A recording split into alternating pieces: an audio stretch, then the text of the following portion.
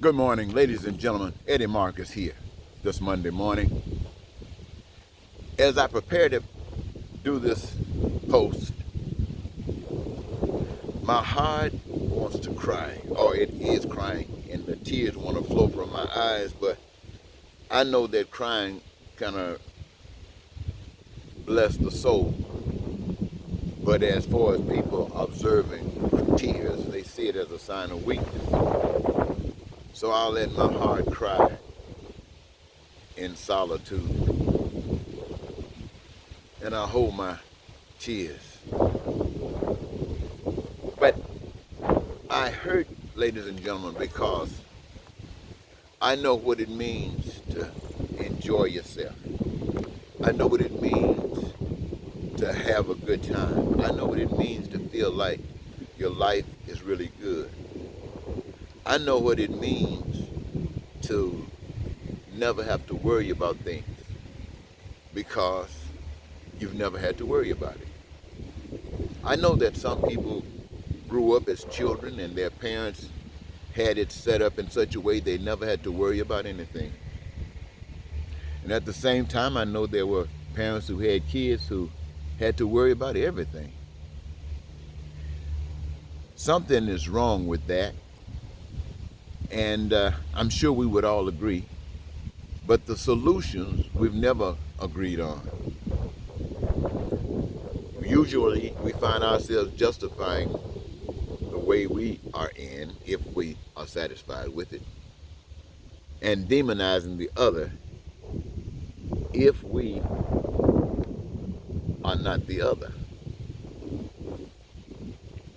But that's no solution. I think about the year 2019, 2020, the school year. I was checking Google and it said approximately, what, 4 million kids graduated from high school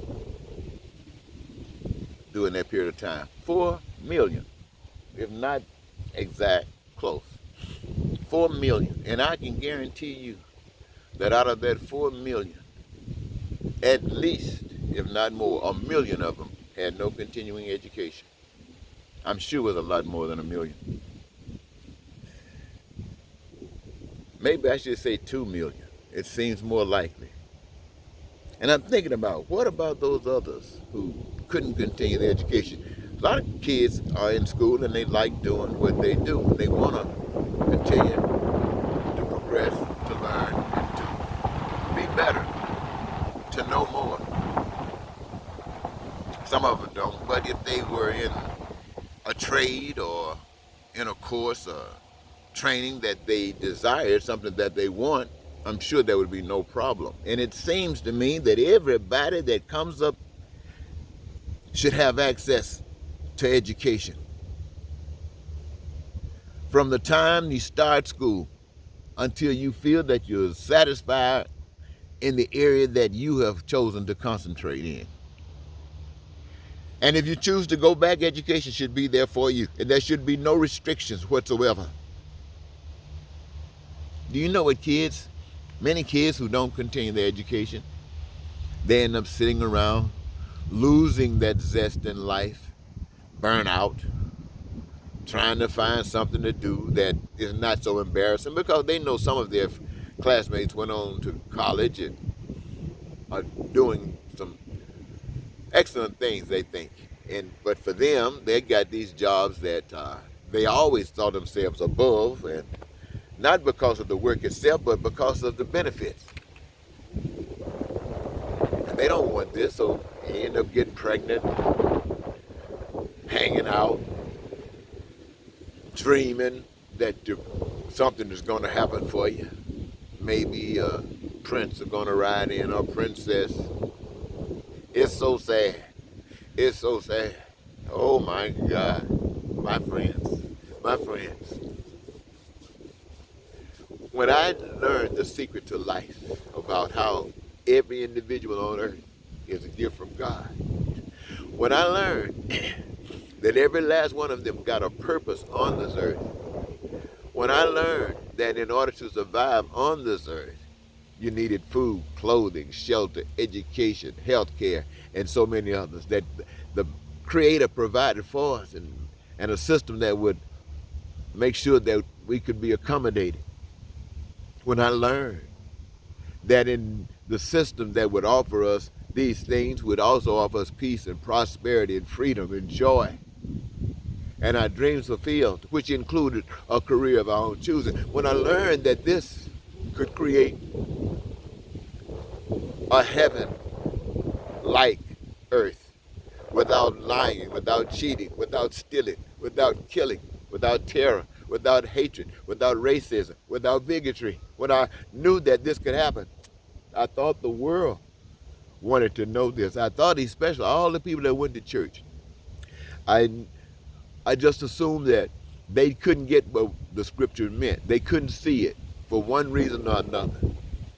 But now that I could, it's so simple for me that I could come out here and share it and say, hey, here's the answer to your prayers. You've been on your knees. Now you can get up off of your knees and start using your mind and your hands and change this hell that we're living in and turn it into that heaven you keep praying to God to give you. I thought you would be so happy. I thought you would be so thrilled that we could eliminate the pain and suffering, the poverty, the crime and violence. I thought you would be so happy. But you weren't. You wouldn't even talk about it. Not on the media, not in the churches, not anywhere. And then somebody came out with a new philosophy, a different one. And as this one was coming, there were those who were familiar with him who called it a devil, called him from the pit of hell. They said you didn't want to have anything to do with it. And the news media couldn't turn him loose. Everything came out of his mouth and was repeated over and over and over all day, all night, until he became president. Then it continues day and night, year after year after year. They fed it to the public. And after his term had ended, it had so infested this nation that half of the nation turned on this nation and ready to kill it, ready to destroy it. And today, after seeing this, after witnessing all of this hell, they are sitting up talking about this evilness that has presented itself before America as being something that's challenging to this nation. What kind of nation have we become that evil can stand up and make something good look sick? What kind of nation are we that a liar can stand up in the truth after being? What kind of nation are we when people are sick and can't get health care because somebody got to make some money? What kind of nation are we?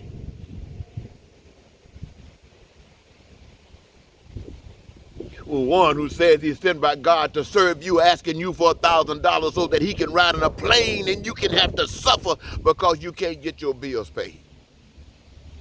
What kind of America is this that I have grown up in? Thinking that one day we will be a great nation, thinking that we will be a great people, thinking that we would be alive and loving it. What kind of nation is this that I have grown up in? And this is what I see all around me, and nobody seems to care. What kind of nation is this that I have grown up in? And where is this God that this church talks about? Where are you? Yeah, I ask you again, what kind of nation is this that I have grown up in?